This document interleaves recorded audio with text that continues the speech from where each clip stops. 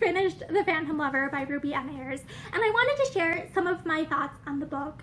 And one of those is that, like, if this is out of print, I'm really disappointed about that. Like, this is such a good book. Like, why is this not more popular and well known? Like, this is such a, like, a page turner. There are so many parts throughout the book that it's like the end of the chapter just makes me want to start reading the next chapter, because it's like, oh, this is so much, like, this, I just know that something is going to come of it. Like, it's just such an intriguing story. Like, I feel like Ruby M. Ayers does an amazing job of keeping up the pace of, like, suspense. Like, she keeps that pace up throughout the entire book. Like, there aren't any, like, dull parts throughout.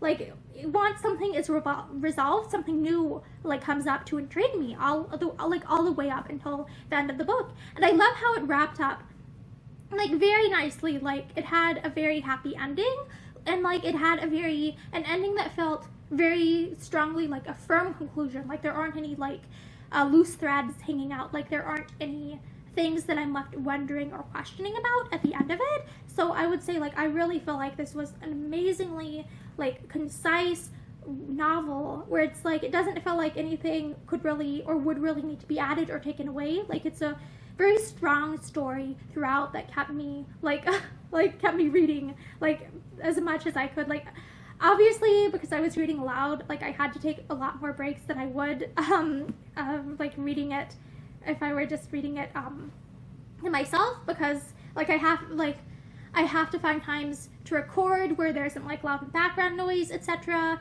and, like, my voice needs breaks, whereas, like, more frequently than, like, my eyes would. So I would have finished this probably, like, in only a couple of days if I were reading this, like, to myself, but I think I read this in, like, less than a week aloud, so you can tell that, like, this is a book that I really, really enjoyed.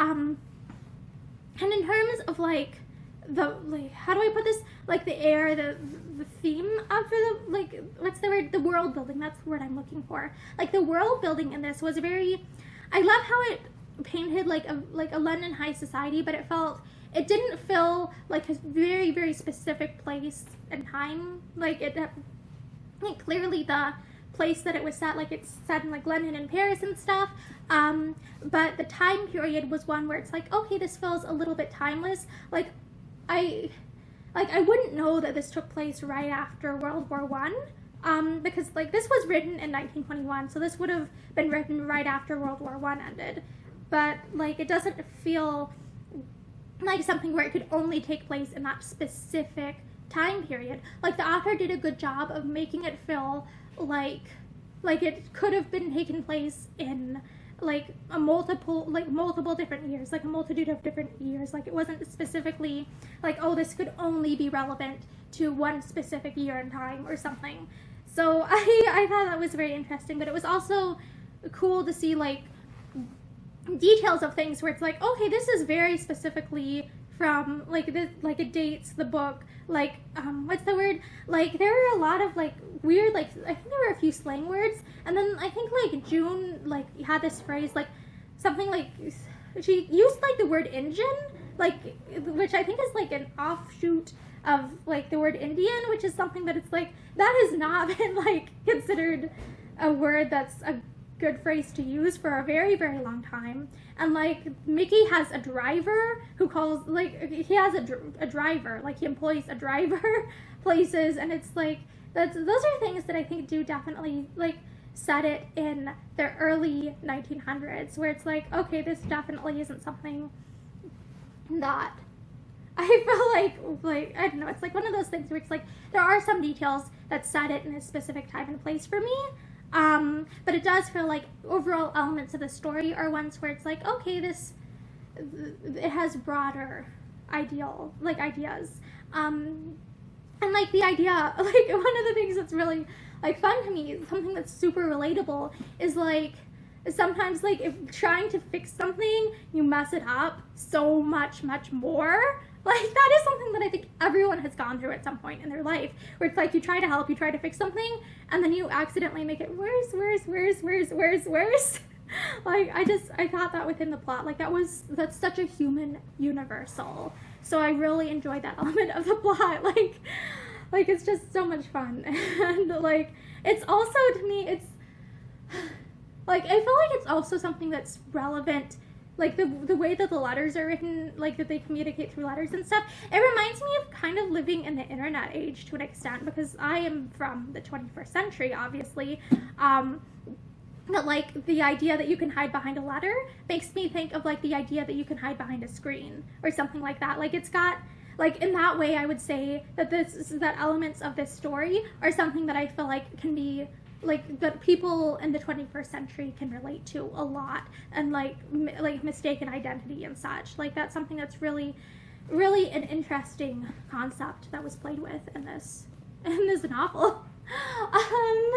And I also, like, I really love too how we have like, we have multiple, like, female characters who are important to the plot. Like, I know that it's, like, a romance novel written by a woman, so that's thankfully something that could typically be expected, but it's still nice to see a book from the 1920s that has a lot of, like, female characters who are actually doing things, like, to have, like, female, like, protagonists, essentially.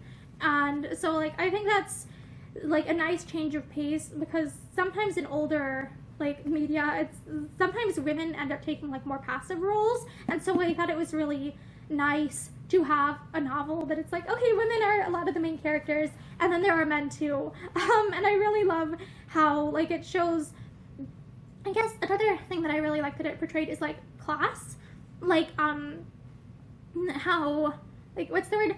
Like, Esther definitely, like, she faces challenges that someone like Mickey doesn't, and I thought it was a really interesting juxtaposition to see, like, to see how that played out in the novel. Like, it was really, like, it's such an interesting novel, and I really love the way, like, that, so I also love, too, how Ruby M. Ayers has, like, she has sympathy, I feel like, for, like, people of all different, like, that's what I'm looking for. Like, she writes characters from different positions in society in a way that still, it's like, these feel like real characters. They don't feel like caricatures or anything. Like, it feels to me like she writes in a way where she truly tries to understand the characters, and she, like, that she knows or does research, or somehow, what's the word? She tries to understand, like, what it is, like, what or who it is that she's portraying in the novel is the vibe that I get from it. So, like, I really loved, like I really love that about this. Obviously, since this was written in 1921, and the author is no longer with us, so unfortunately, I don't think I'll ever get to, like, ask her questions or compliment her directly.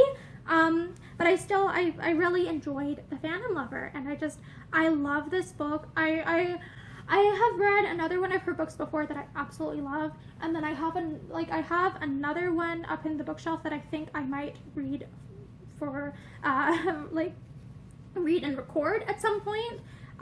So yeah, I love Ruby M. Ayers' works, and I thought The Phantom Lover was, like, a really, really well done, like, novel. I enjoyed this greatly. So yeah, thank you for listening to me, like, read this book, and I hope that you have a great day. Bye!